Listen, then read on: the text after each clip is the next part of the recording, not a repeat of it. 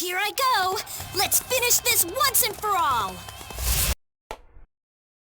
March is about to end soon, that was fast, and April's coming, and frankly, still a lot of games are coming, and one flop, or in this case, let me say, a Sweet Baby Inc. game, South of Midnight. Man, we've been covering all this, and I barely remembered South of Midnight. I don't exactly remember when's last time I made that video. Long story short, I'm still playing a game called, I don't know if I'm saying this right, Atelier Yumia.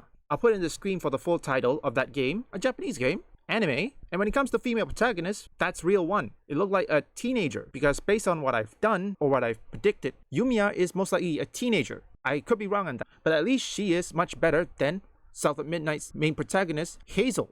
Hazel, yes, that's her name. We're gonna react to this video from Dr. Disaster. Now again, I won't play all of it because that's a lot of things, so I'll take only the important ones and then we'll go through in there. So, let's begin. Look at what this jackass at Sweet Baby said, proving just how clueless and out of touch with reality she and her company are. We will read about it here in this article from That Park Place. And in here it says, just when you thought Sweet Baby Inc. couldn't get any more ridiculous, their CEO, Kim Belair, has once again proven that there is no bottom to the progressive, virtue-signaling rabbit hole.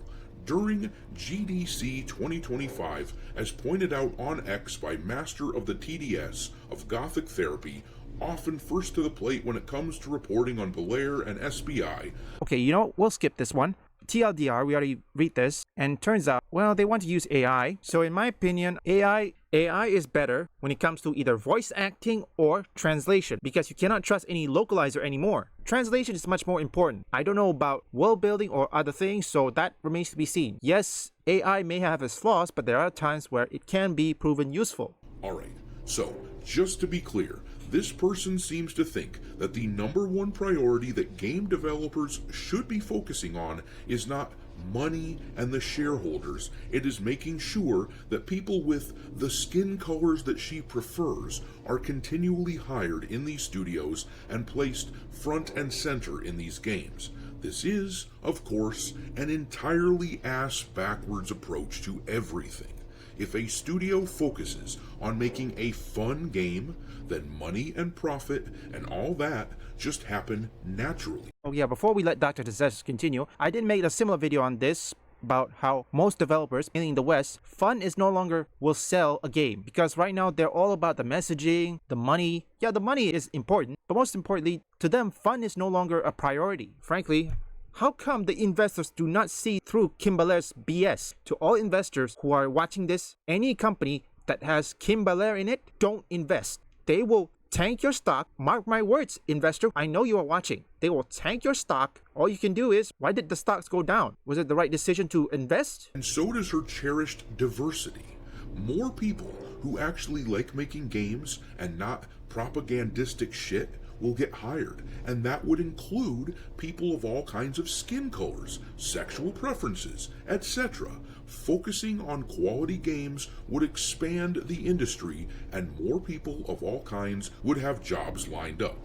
However, Kim Belair and her ilk focus on immutable characteristics, which is completely backwards. She does it for ideological reasons. She believes she's on a crusade, and that forcing crap that nobody wants into games is somehow saving the world. But the studios that go along with her crap, who hire the likes of Sweet Baby, they, ironically, given Belair's recent message, labor under the delusion that this forced diversity nonsense will bring in more profit. They think that pushing forced diversity into entertainment makes it sell well, but this focus on profit, on trying to broaden the audience of games, is only serving to drive gamers away. That's true. Take a look at Suicide Squad killed the Justice League, Dragon Age Veilguard, Unknown 9. What else recently? Assassin's Creed Shadows. And if you don't know, recently, Japan just banned every single tourist, not just international tourists, but domestic tourists from visiting the shrine. First off, don't even use the word racism, homophobe, or transphobe, okay?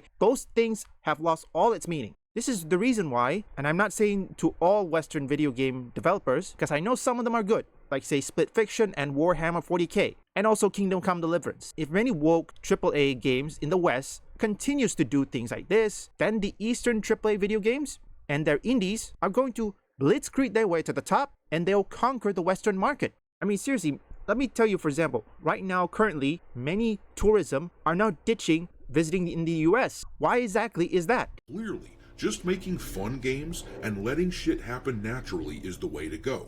But these people are incapable of chilling out and letting that happen. That is why Sweet Baby Inc. has pumped out so many stinkers in the past year or so. Suicide Squad Kill the Justice League absolutely gutted the Warner Gaming division to the point that they recently shuttered about a third of their studios. Flintlock, The Siege of Dawn, absolutely flopped and supposedly caused layoffs at A44. Unknown 9 Awakening was one of the worst releases I have ever seen, and Reflector Entertainment, the developer that made the game a division of Konami, has apparently let a bunch of people go, and the remaining developers working at the company are forbidden from working on anything but support for other studios moving forward. If Sweet Baby's vision actually worked, they would see some success from time to time, but nothing they've worked on has sold. Gamers avoid it like the plague, and it isn't even an active boycott or anything. Most people had no clue that Sweet Baby, as an example, worked on Unknown 9 Awakening. They just saw the cover and decided that it wasn't for them. Male gamers are the vast majority of gamers, and most of them are sick and tired of the girl boss trope in our games. Okay, now that's the first one. Before we let this continue, take a look at Atelier Yumia. She's a female protagonist. How come she didn't act like a girl boss? Well, yes, some parts are considered, and I think I'll showcase this in the video if I can find the footage. あれが噂の。そうそう、例の錬金術師だよ。団長が呼んだっていう。確かあの子、母親も錬金術師なんだってさ。よりにもよって、なんで親子二代で。気になるなら直接聞いてみたらどうだ？本気？相手は禁術の使い手だよ。 Your name? 毎日怒らせて。She was immediately remembered her past. Well, a flashback. She didn't act like a girl boss. How come Yumia in Atelier Yumia didn't act like a girl boss compared to this one? For the record, for that game, there are some performance issues, but that only depends on your rig, okay? Any of you who have high-end GPU, you can probably run it. Because for me, my best bet is either in the open world, about 24 to 30 FPS, something like that.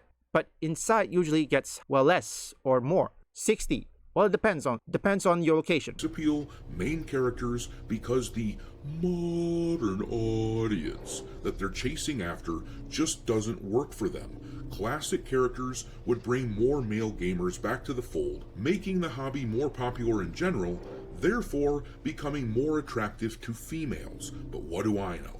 I'm just a professional noticer of things. I wouldn't think they would believe you, Dr. Disaster, but I believe you. First and foremost, you can make a good female characters, okay? For this title, this is the reason why I'm comparing both Atelier Yumia and South of Midnight. See, here's the thing. To make a good female character, you have to make sure that the face model is exactly the same. Take a look with Ada Wong from Resident Evil 4 Remake. That is 1-to-1, and I'm pretty much certain that the face model for Yumia in Atelier Yumia is pretty much the same. A teenager, which I'm gonna have to check on it. Well, it is anime, their sense of exploration, party-based. I think it's a turn-based, I don't know, I need to recheck. I know it's party-based. It doesn't seem that Atelier Yumia, being an insufferable girl boss, there were times where she was scolded for her powers. Yes, that's true. She realized that she needed to do better in order to earn the trust of others. She used her powers for good. And not only that, there are many diverse characters. I don't hear many people complain about it. Also, I need to check the Metacritics on Atelier Yumia to see what is it. Because usually for Metacritics, I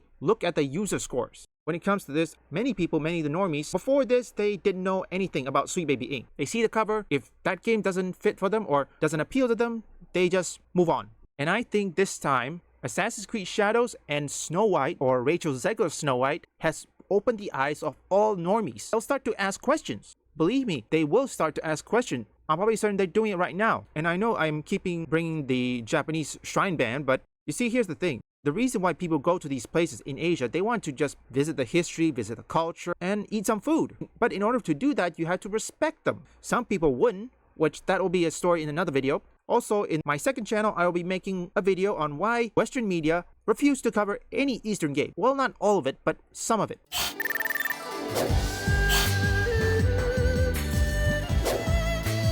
Amazing! It's obvious you're much stronger than the average soldier.